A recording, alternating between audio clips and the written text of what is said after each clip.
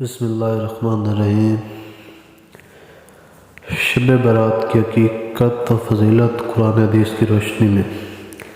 دن و رات، ہفتہ، ماہ اور سال اللہ رب العزت کے بنائے ہوئے ہیں، اور اللہ رب العزت نے ان میں بعض کو بعض پر فضیلت بخشی ہے۔ انہی عظمت فضیلت والے راتوں میں ایک رات شعبان المعظم کی 15ویں شب ہے، جو برات سے معصوم ہے، جو دراصل خطاؤں اور گناہوں سے توبہ کر کے بری ہونے کی رات ہے۔ قرآن مجید میں 25ویں پارے سورہ دخان کی ابتدائی آیاتوں میں ارشاد باری ہے: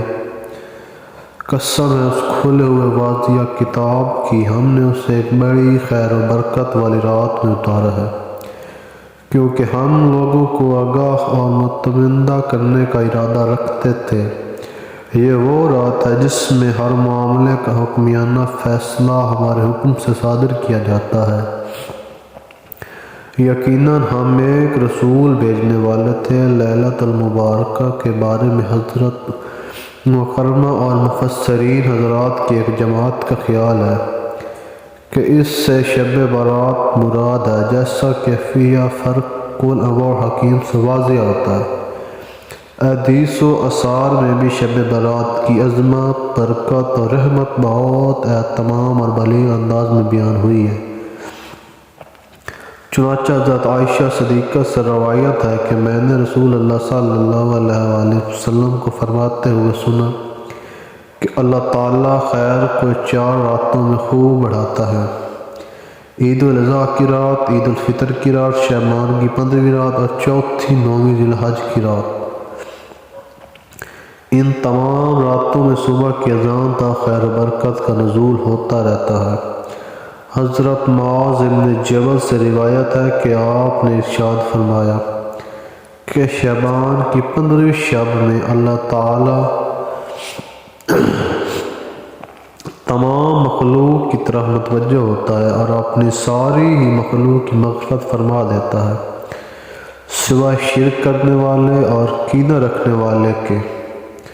حضرت علی سے مروی ہے کہ حضور اکرم نے فرمایا کہ جب شعبان کی 15ویں رات ہو تو اس رات میں عبادت کرو اور اس کے بعد والے دن میں روزہ رکھو، کیونکہ اس رات کو اللہ تعالیٰ غروب آفتاب کے وقت سے ہی آسمان دنیا پر جلوہ خاص فرماتا ہے، اور اللہ تعالیٰ فرماتا ہے کہ کیا کوئی مغفرت چاہنے والا ہے کہ میں اسے بخش دوں؟ کیا کوئی مبتلا مصیبت ہے کہ اس عافیت دوں؟ کیا کوئی ایسا ویسا ہے؟ اور یہ آواز صبح تک آتی رہتی ہے۔ 15ویں شعبان کی اس مبارک شب میں بنی آدم کا ہر وہ شخص جو اس سال پیدا ہونے والا ہوتا ہے لکھ دیا جاتا ہے، اور بنی آدم کا ہر وہ شخص جو اس سال مرنے والا ہوتا ہے اس رات میں لکھ دیا جاتا ہے، اور اس رات میں بندوں کے اعمال اٹھائے جاتے ہیں، اور اسی رات میں بندوں کے رزق اترتے ہیں۔ حضور اقدس صلی اللہ علیہ وآلہ وسلم کا اس مبارک شب میں بقیہ مقبرہ مسلمین میں جا کر مومنین اور مومنات اور شہداء کے لیے مغفرت کی دعا کرنا، پھر وہاں سے گھر لوٹ کر تنہا نفل کی نیت باندھ کر اللہ کے سامنے سربسجود ہونا اور سجدے میں یہ دعا کرنا: میں تیری سزا سے تیری عفو کی پناہ مانگتا ہوں، اور تیری ناراضگی سے تیری رضامندی کی، اور تجھ سے تیری ہی پناہ مانگتا ہوں۔ تیری ذات مرزق برتر ہے، میں تیرے لائق تیری تعریف نہیں کر سکتا، تو ویسا ہی ہے جیسا تو نے خود اپنے نصف کی تعریف فرمائی۔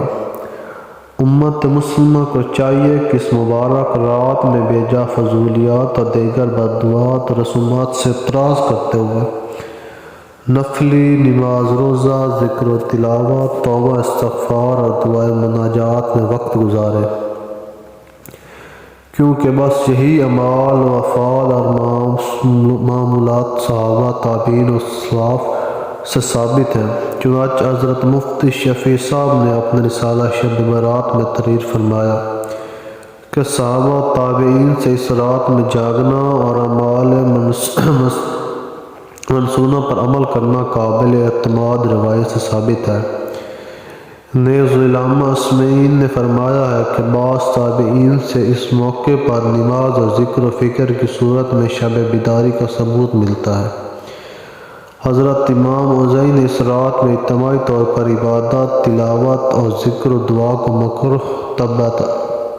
بتایا ہے، لیکن انفرادی طور پر ان اعمال کو مستحسن و محمود و مطلوب بتایا ہے۔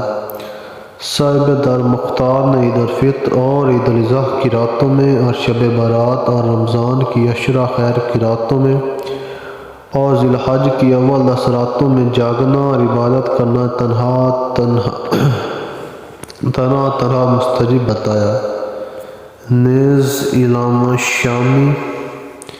نے حاشیہ شامی میں اس مبارک رات کے اعمال کی تفصیل اور اس کے ادا کرنے کی صورت نہایت وضاحت کے ساتھ بیان فرمائی ہے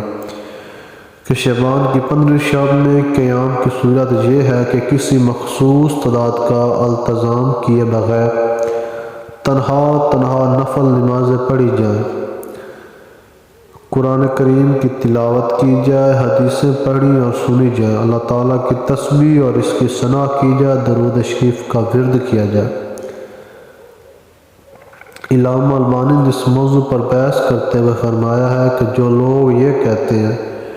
کہ 15ویں شعبان کی رات کے بارے میں کوئی صحیح حدیث موجود نہیں، تو ان لوگوں کو یہ کہنا جلد بازی کا نتیجہ ہے،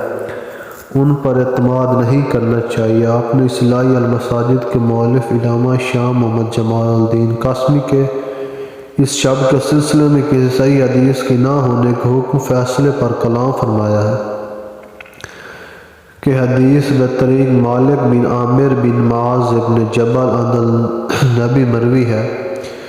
اس حدیث کی تخریج حضرت ابن ابی عاصم نے اور حضرت ابن حبان نے صحیح میں کی ہے، اس کی رجال ثقہ ہے اور حدیث صحیح ہے۔ اس لیے مصنف کا قول کہ شعبان کی 15ویں رات کی فضیلت کے بارے میں کوئی حدیث ہے۔ مذکور بالا مسلم حقیقت کے باوجود امت مسلمہ کی اقتدار شب برات کی مشروعیت کی